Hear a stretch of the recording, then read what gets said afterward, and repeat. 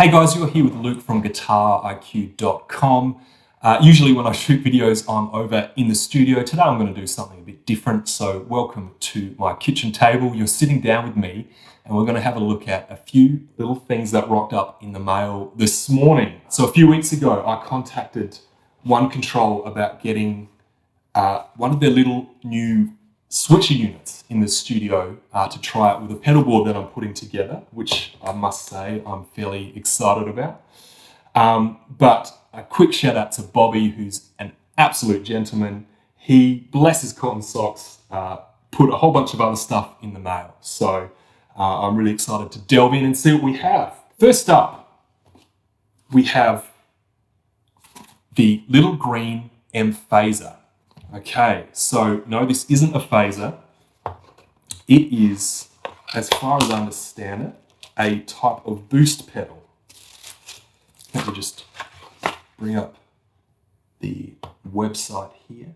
So, with the unpackaging, we have a little manual, which seems to be in another language, which is not the one I speak and or read. So, but it does have a nice picture of Bjorn, who's the genius that designed a lot of this stuff. We have some nice protective foam. For those who didn't see, it sort of comes a bit like that. Very well packaged. And in here we have the unit itself. Okay. The little green in phaser. It is little. It's not all that green. And it just has a simple knob. Oh, that is a good feeling knob, which is what you want in a pedal, really.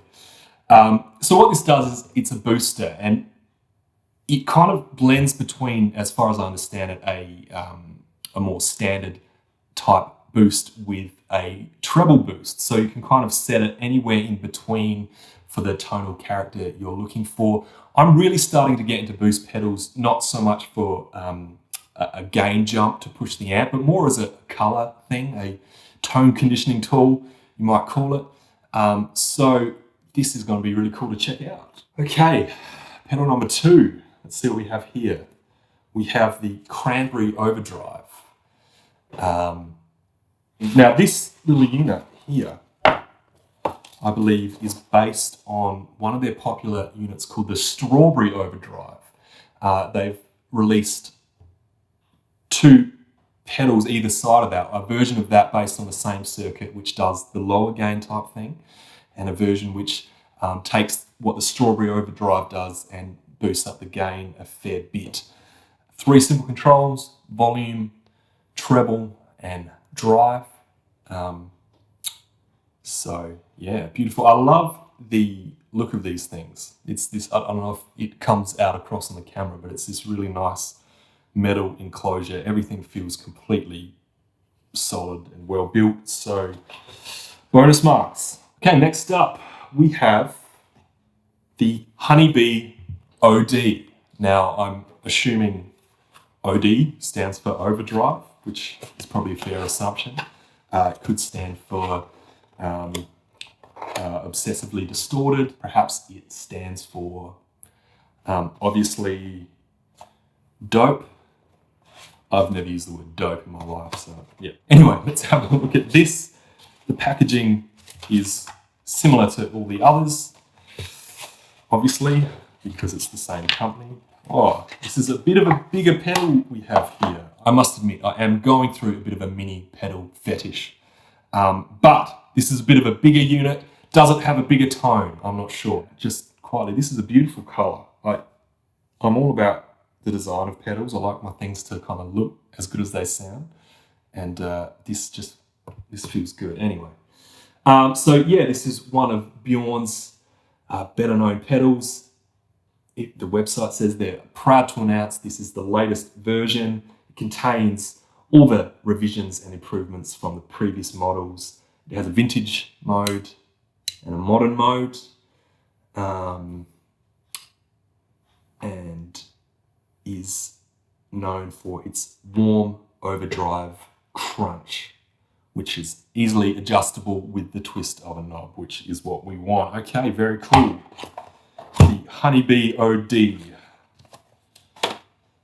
Done. Next up, the lemon yellow compressor. Very cool. I freaking love compression, I've got to say. I know there are some guitar players out there that either don't like compression or don't really understand it, especially when you're starting out.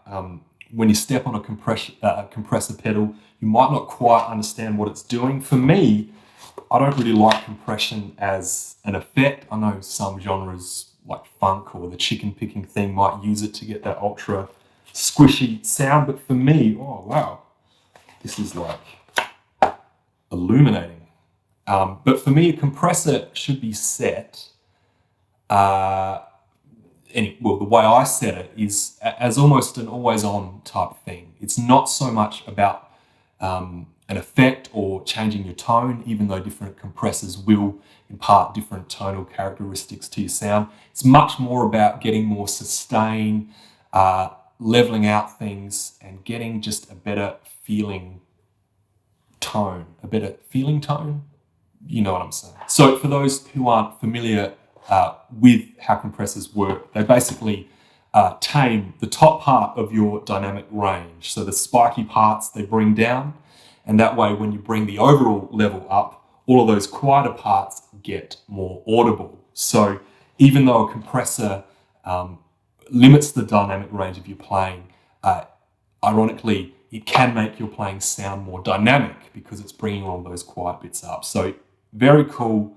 I'm keen to check this out. Again, a very simple setup with the 3 knobs. There is a switch on the side, which I do believe changes the attack, which is basically, does it hit the front of your note, or does it basically leave the attack intact and increase the sustain? So a very cool looking pedal. I'm keen to check that out, as I am with all of these, obviously. And last, for the effects pedals, we have a C turquoise delay. Awesome. Let me just bring up some stats here on the website. Is this an analog delay or a digital delay? I am unsure. Maybe it's analog. Although it doesn't say, which makes me think it's digital. It's got the power consumption is 27 milliamps, which I would have thought is pretty low for a digital pedal. And cool. Again, we just have the same aesthetic we do with all the other pedals. A beautiful enclosure. I love the kind of matte thing they've done here with the metal. 600 milliseconds of delay, feedback control, blah, blah, blah, blah, blah, blah. There's a kill switch on the side of the pedal, which determines whether it's dry or wet. So basically you can run this in parallel and kill the dry signal if you want, which is a very cool feature. Okay, so we're not sure whether this is digital or analog. Either way, I'm sure it sounds fantastic. That is the C turquoise delay. Very cool. Wow, what a haul. Now, we have a tiny power distributor. Okay, this is an all-in-one pack. Very cool. This is a surprise. Oh wow, okay. So basically this comes packaged like that. Inside we have a couple of other little boxes. Here we have, and there's more in the box, but a bunch of your cables that can connect to the units. Here we have, this is pretty light, so I assume this is the power bank that switches the unit, which is a US power supply, which doesn't work in Australia, but I'm sure I'll be able to remedy that. But I assume when you buy from a retailer in your country, they will specify the power to your needs. And the unit itself, okay, this is extremely light. Wow, okay. So essentially, this is the exact same size as all of their other units, but it's a distribution box. It has a bunch of outlets here, and it has a 12 to 18 volt outlet that you can adjust, which is very cool. Are we focusing on that? Maybe. Okay. So this can be used to power 9 pedals. And as I mentioned, it has that 12 to 18 volt switch in it. Is this isolated power? I'm not sure. It doesn't say. But either way, that is very cool. So we'll certainly check that out. Okay. Now, on to the final thing. This is the initial thing that I contacted One Control about. This is the thing that I'm easily the most excited about.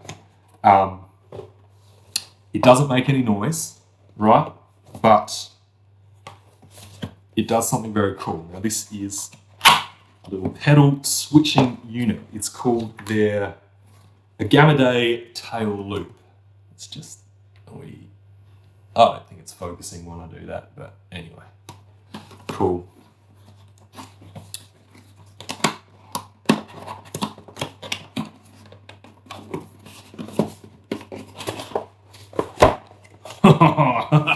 Yes.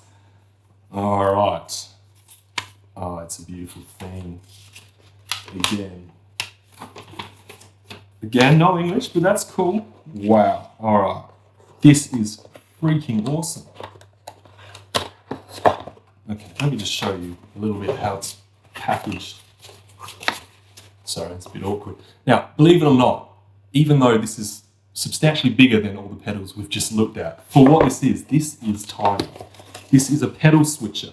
So why do you want a switcher? Don't pedals already have switches on them? Well, yes, they do, but there are multiple benefits to having a switcher, and I'll go through this when I actually do a video on this bad boy here, but you can basically run your ins and outs from all your pedals into something like this and use this to switch them on and off. The beauty of that is you can program different banks with this unit, so you switch different pedals on and off at the same time in conjunction with other pedals, which is very cool. It also has the benefit of taking noisy pedals or pedals that suck tone out of your loop to give you the cleanest possible signal. So that is very cool. As I said, this looks really well built and feels nice and solid, and I am so excited to try this out on my new pedal board. Very cool. Well, that was just a little unboxing video, courtesy of the good folks over at One Control. Again, a shout out to Bobby. Thank you so much. You are a gentleman, good sir. I'm so excited to try these out in the studio. So let me know in the comments what of these pedals you'd like to hear, what you'd like to have on your own board if you had a chance. I'm certainly very keen to try out that tail loop on the board that I'm putting together, so I'll definitely be bringing you a video on that one, and I'll be featuring some of these in future videos as well. As always, do all the normal things if you haven't already. Like, subscribe, leave your thoughts in the comments, and if you'd like to check out any of my guitar books, then head over to guitariq.com for more information. Awesome. We'll see you next time. Cheers.